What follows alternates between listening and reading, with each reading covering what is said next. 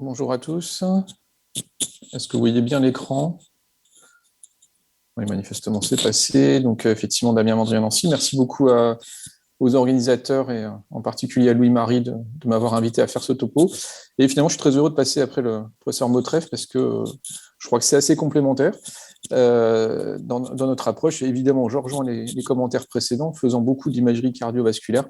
Il faut absolument qu'on arrive à imposer, y compris chez les radiologues, la nécessité de faire de l'imagerie en coupe dans des délais raisonnables.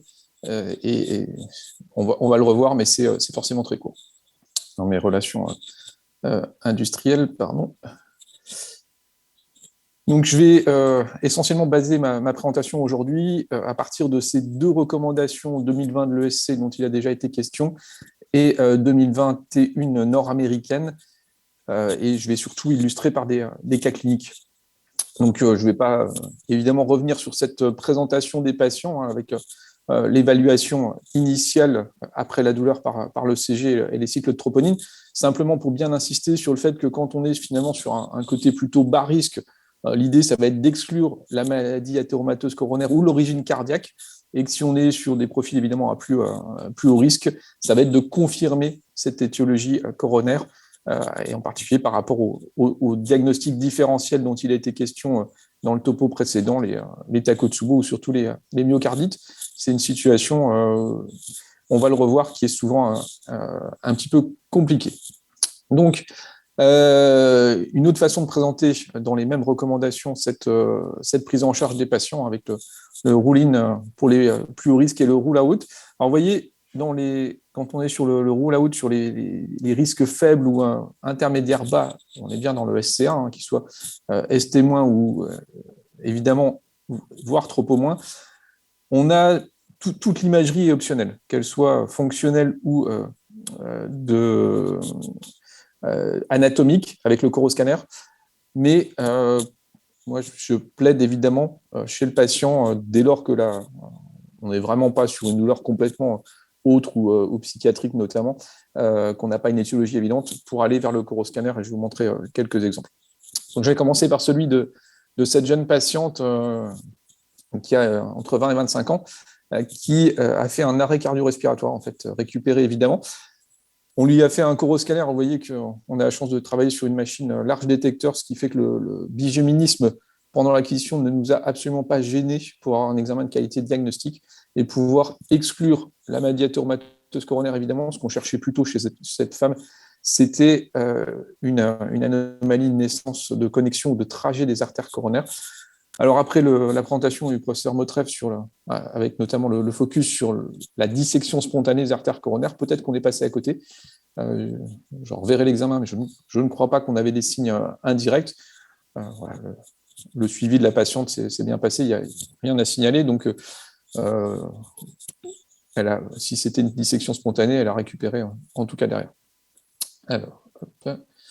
Un autre jeune patient, 23 ans, il a comme facteur de risque essentiel une hérédité et au cours d'un marathon, il a fait un syndrome coronaire aigu, ST- évidemment, une toute petite troponine. Donc là, on lui a fait un coroscanner qui est également considéré comme normal. Alors juste pour rappeler, un coroscanner normal, c'est déjà un examen de qualité diagnostique, donc tous les segments des artères coronaires doivent être analysables. On n'a pas d'anomalie de naissance ou de trajet. Et évidemment, il n'y a aucune coronaropathie, il n'y a même pas une petite calcification ou quoi que ce soit. Sinon, on n'est plus dans la catégorie des coroscanners normaux. Un autre cas, encore une jeune femme, 27 ans, vous voyez, comme dans le topo précédent, il y a beaucoup de sujets relativement jeunes, on en verra des un peu plus âgés tout à l'heure. Dyspnée d'apparition progressive depuis une angine 2 semaines auparavant, donc ce qui est évoqué, c'est évidemment une myocardite. On lui fait un coroscanner, donc aucune charge athéromateuse, mais vous voyez ici cette coronaire droite qui naît du sinus antérieur gauche et qui va passer entre l'aorte et l'artère pulmonaire, avec une acquisition en contraste spontané, donc il n'y avait pas du tout de score calcique, enfin le score calcique était nul. Voilà, sur d'autres vues en systole et en diastole pardon et en systole, non, en systole à gauche et en diastole à droite, cette coronaire droite qui passe entre l'aorte et l'artère pulmonaire. Alors, vous savez qu'il y a beaucoup de discussions autour de ces trajets, est-ce qu'ils sont à risque ou pas. C'est ce qu'on va regarder, notamment, c'est sur la naissance de l'artère, s'il y a un trajet intramural ou si elle naît à 90% par rapport à l'artère, à la paroi aortique, et ça, c'est un élément que peut apporter le scanner. Et s'il y a un trajet intramural, quelle est sa longueur? Et en fonction de ça, évidemment, la prise en charge pourra changer un petit peu. Cette patiente-là a eu une évaluation avec des tests fonctionnels qui n'ont rien révélé. Et pour l'instant, c'était déjà il y a quelques années, la décision a été de la suivre. Un autre cas, à nouveau sportive, 59 ans, triathlon, marathon. Alors, elle fait des brûlures épigastriques à l'effort. Est-ce qu'on est dans le SCA ou un peu déjà dans l'angor stable? Épreuve d'effort qui était négative électriquement, mais positive cliniquement. Et vous voyez ici cette sténose très serrée sur l'IVA moyenne. Donc, chez cette patiente, avec aucune calcification, on va revoir ici avec l'analyse luminale pour trouver cette zone. On voit un tout petit filet d'iode, donc ce n'est pas une occlusion, c'est vraiment une sténose très très serrée. Ce qu'on voit ici également, un tout petit peu d'iode avec une analyse dite en profil, c'est la densité dans la région d'intérêt qui correspond à la section du vaisseau tout au long de la partie qui est en analyse vasculaire ici, avec la chute de densité ici qui témoigne de cette zone de sténose très serrée. Donc évidemment, cette patiente a été prise en charge en choro au décours assez rapidement de l'examen scanographique. Mais simplement pour revenir sur un point qu'on a dans les recommandations nord-américaines, vous avez ici évidemment, c'est la même présentation, enfin, c'est une présentation un peu différente, mais les mêmes consignes finalement pour la prise en charge des patients. Chez les patients évidemment asymptomatiques, normalement, ce n'est pas un syndrome coronaire aigu, donc on ne fait rien de plus. Sur les bas risques, ils mettent pas de test complémentaire, mais avec une image quand même de score calcique. Et en option, ils disent score calcique. Alors moi, je ne partage pas cet avis-là.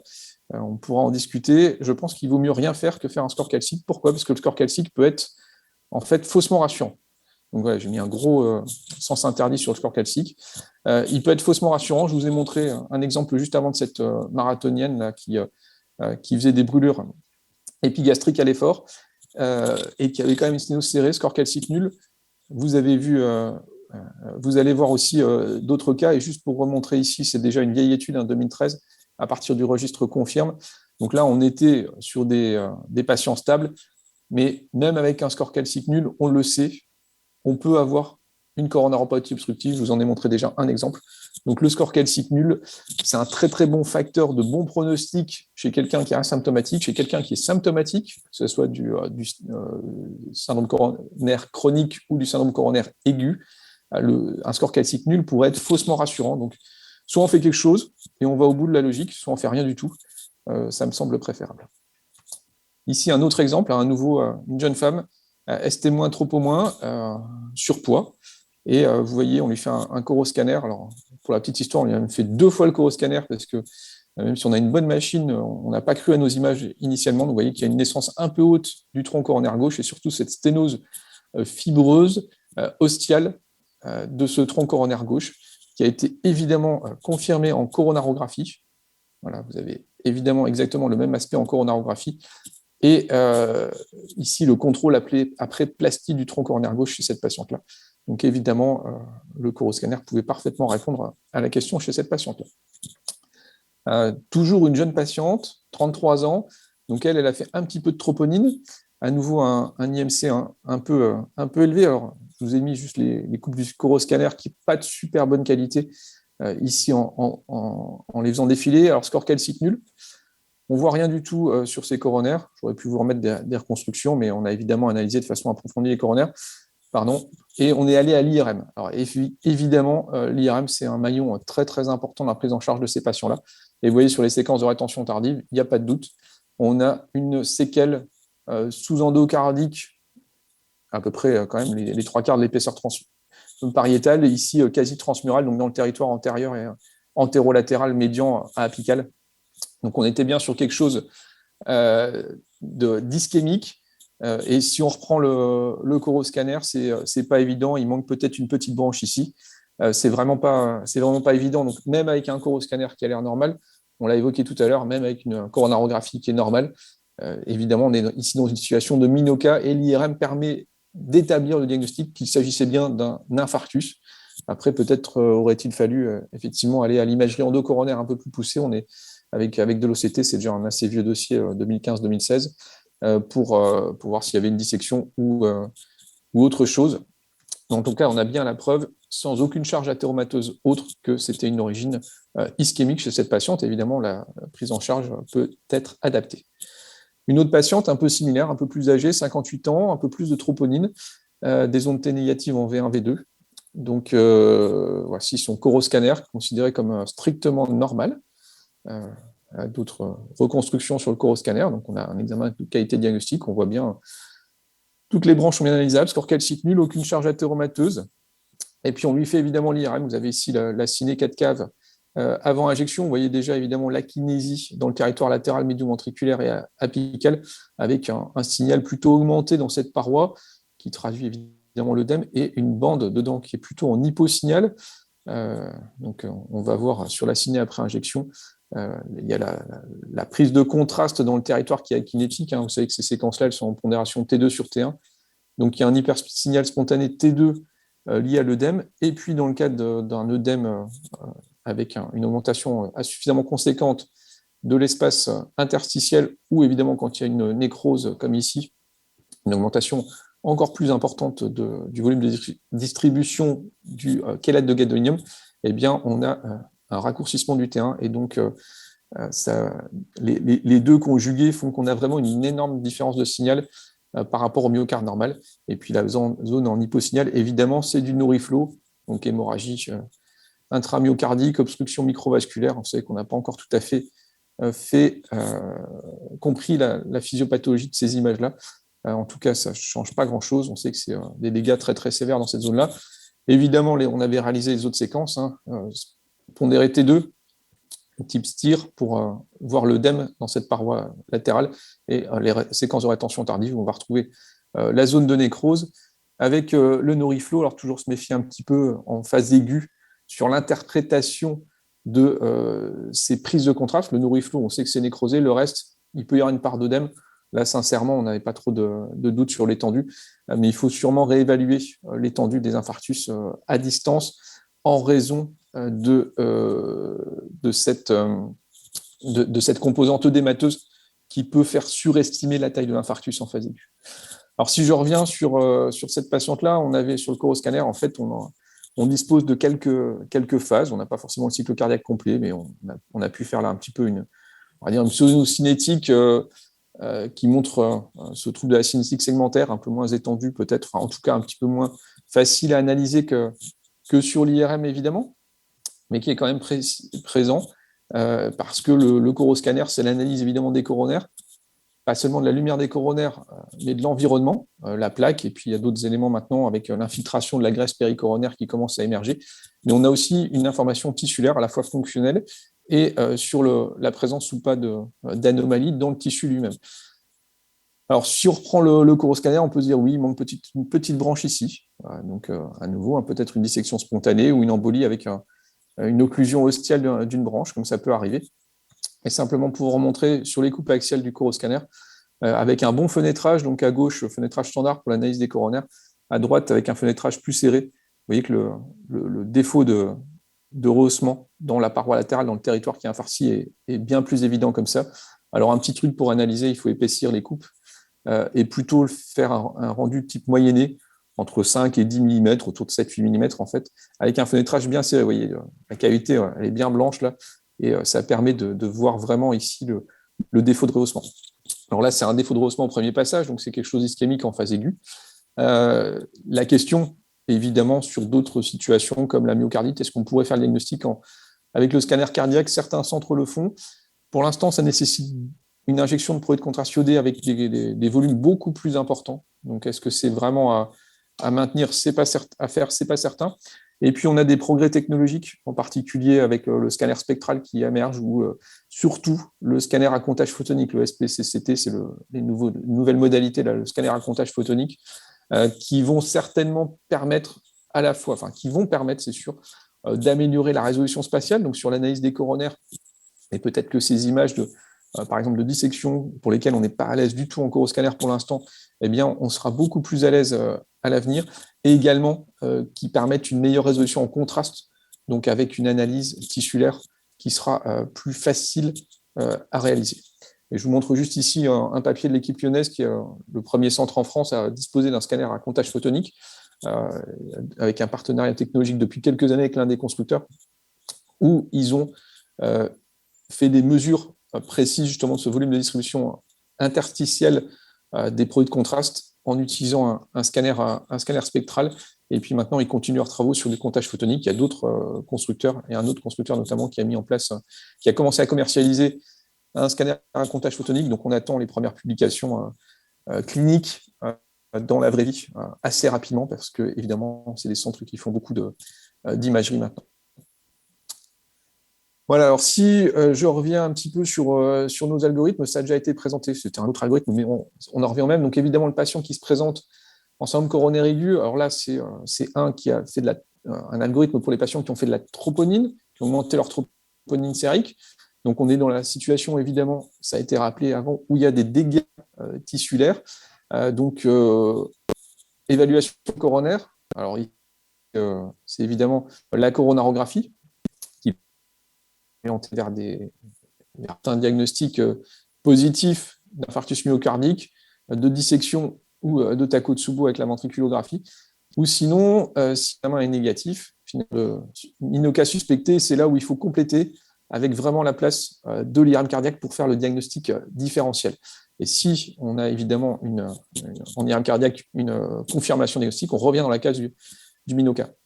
Alors, ce qui est toujours intéressant dans ces algorithmes-là, il y en a d'autres, c'est que, en gros, quand la coro est normale, il faut revenir à la coro, la relire, ou il faut compléter par de l'OCT ou de l'IVUS, potentiellement pour vraiment aller plus loin, parce qu'on sait que la coro seule, ça ne suffit pas. Alors, je vais continuer avec le scanner quand même, puisque le sujet, c'était l'imagerie en couple. Là, on a une jeune femme de 55 ans qui a un terrain anxio-dépressif, stress professionnel assez intense, manque de sommeil, elle abuse de boissons énergisantes pour tenir le coup. Ça fait 2 jours qu'elle a des douleurs abdominales et elle arrive en fait en choc cardiogénique. Donc, vous voyez, tachycarde 130. Évidemment, on n'est pas dans les meilleures conditions pour réaliser le scanner. On commence par une acquisition en contraste spontané qui nous montre ce vert dépoli diffus avec des plages de condensation, des petits épaississements de septa interlobulaire. Donc, on est sur de l'OAP sub-OAP. Et puis, on lui fait quand même une injection de produit de contraste iodé, avec, là, on fait une acquisition large détecteur et cycle cardiaque complet. Donc, on n'est pas toujours dans les meilleures conditions pour analyser les coronaires, mais avec les différentes phases, on y arrive. Donc, on ne va pas faire une belle 3D, mais on peut analyser finalement tous les segments un par un et dire non, il n'y a rien de visible chez cette patiente. Et puis, on a aussi, quand on a le cycle cardiaque complet, on a la possibilité de faire du ciné.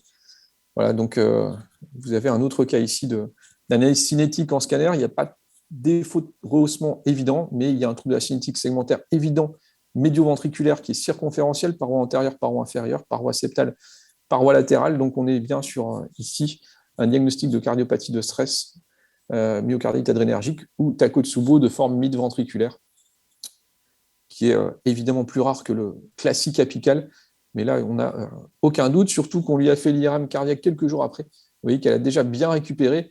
Il persiste un petit trouble de la cinétique segmentaire en médio-ventriculaire, mais qui est nettement moindre que précédemment. La fraction d'éjection a quasi intégralement récupéré. Et évidemment, on n'avait pas de séquelles de nécrose ou de zone évidente d'œdème, même si dans le Takotsubo, il y a forcément un peu d'œdème, mais il n'y avait rien de décelable par l'IRM. 2 autres cas ici que je trouve assez intéressant de mettre en parallèle.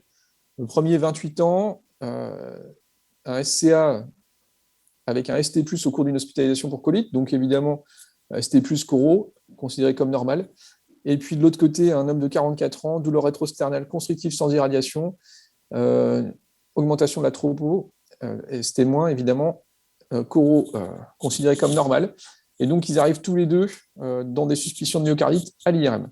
Et vous avez à gauche, c'était le ST+, c'était finalement une myocardite. Vous avez ces prises de contraste nodulaires de topographie plutôt sous-épicardique qui là sont très diffuses, intramyocardique ou sous-épicardique. Tous les territoires sont atteints, paroi inférieure, paroi antérieure, paroi latérale, donc tous les territoires coronaires sont atteints.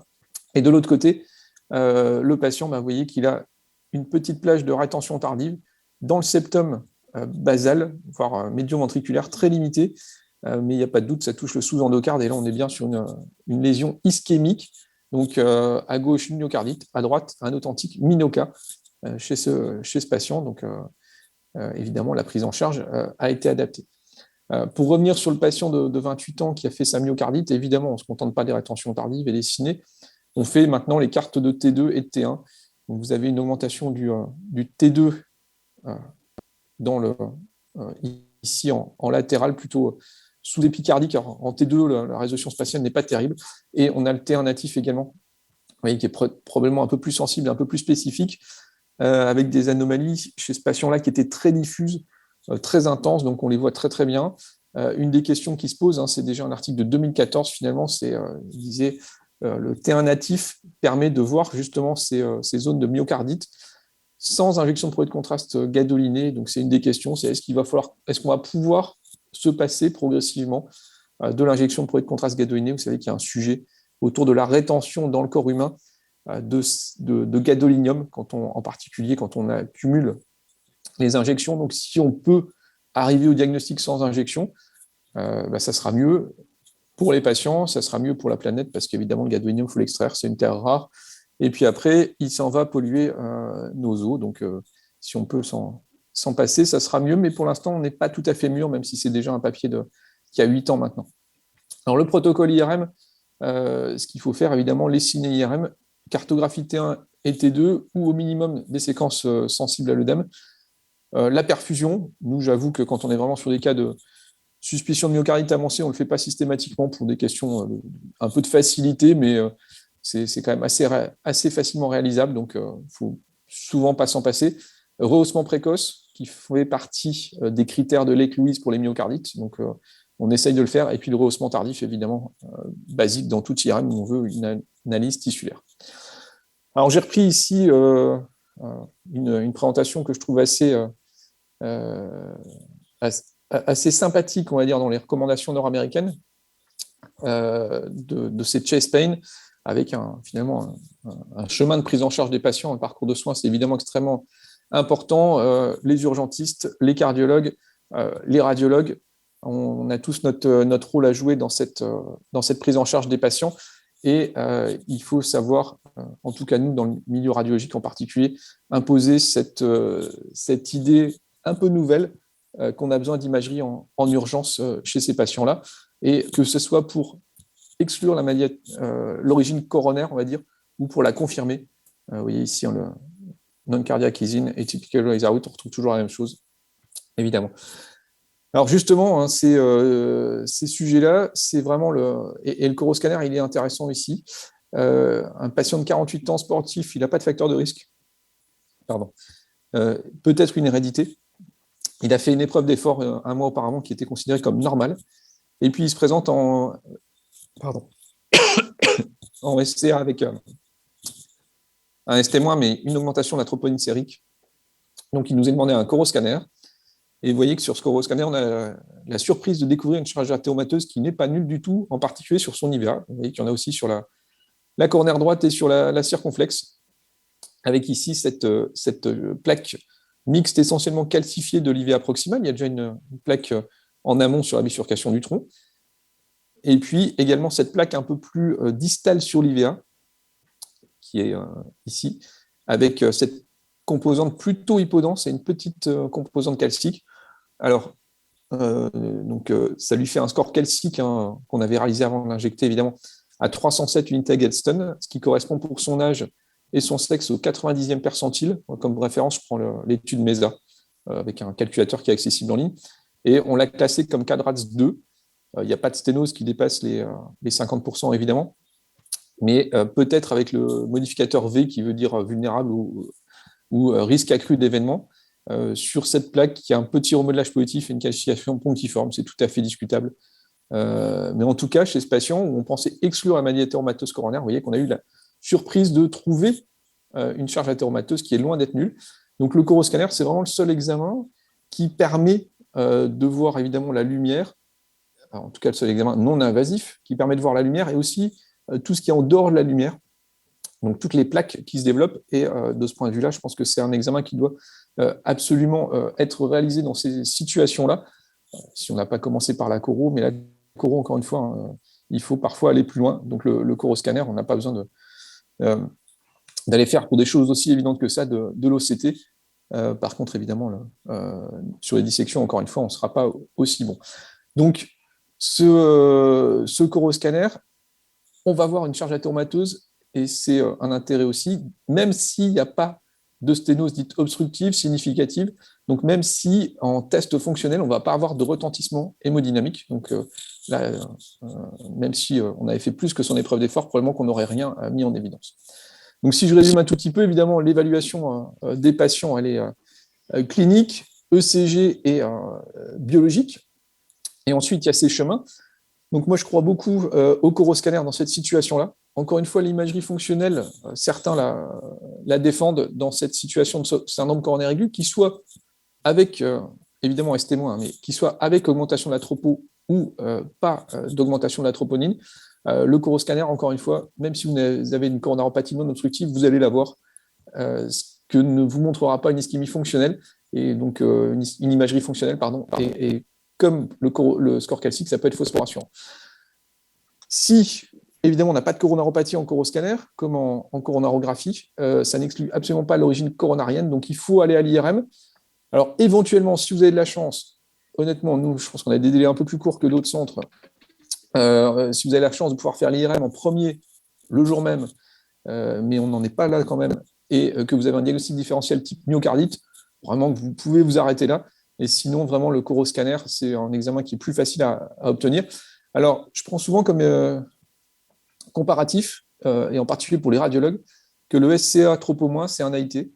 Dans l'AIT, personne ne se pose la question de savoir s'il faut faire l'imagerie, ni s'il faut la faire en urgence. On préconise 24 heures. En général, c'est plutôt 48 à 72 heures, mais personne ne se pose la question. Le SCA trop au moins, c'est un AIT, c'est l'AIT du cœur, donc il faut faire l'imagerie dans les mêmes délais, il n'y a pas de raison. Et sur un SCA trop au plus, eh ben, c'est déjà potentiellement un AVC constitué. Donc là, c'est pareil, il faut absolument faire de l'imagerie. Un AVC constitué, c'est une IRM en urgence avant la recanalisation. Eh bien, le ST- trop plus, on va dire qu'on est sur la stratégie élective, mais il faudrait faire l'imagerie absolument dans les moins de 24 heures. Donc ça, c'est un discours, j'espère que collégialement, urgentistes, cardiologues, radiologues, on arrivera à le faire passer pour modifier l'organisation, en particulier en imagerie, et qu'on puisse avoir accès à ces examens-là qui sont évidemment cruciaux pour adapter la prise en charge des patients. Voilà ce que je voulais vous dire ce matin, et je vous remercie. Évidemment, je suis disponible pour des questions.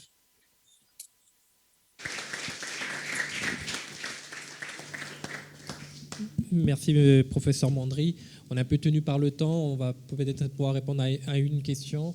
En attendant la question de l'Assemblée, quel est le risque relatif par rapport à l'irradiation chez la femme jeune d'un coroscanner, notamment pour le cancer du sein, qui a une prévalence quand même importante dans notre île. Donc, est-ce que vous savez un peu le risque relatif de l'irradiation d'un coroscanner ?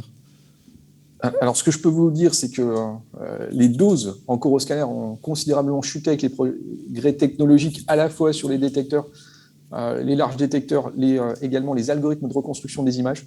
On fait maintenant des coroscanners en routine, on va dire, c'est 3 à 5 millisieverts, mais on peut descendre sous le millisievert souvent. Donc, après, toutes les discussions autour du surrisque de cancer, en particulier évidemment du cancer du sein, c'est basé, vous savez, sur des extrapolations des lois sans seuil pour l'irradiation, l'exposition aux radiations ionisantes. À ma connaissance, il n'y a rien qui a été prouvé, mais on est vraiment sur des doses qui sont de plus en plus faibles, qui continuent à descendre. Et je pense que si on n'abuse pas, évidemment, du coroscanner, on a un risque qui est négligeable de ce point de vue-là. En tout cas, moindre que celui de passer à côté, évidemment, d'une origine coronaire.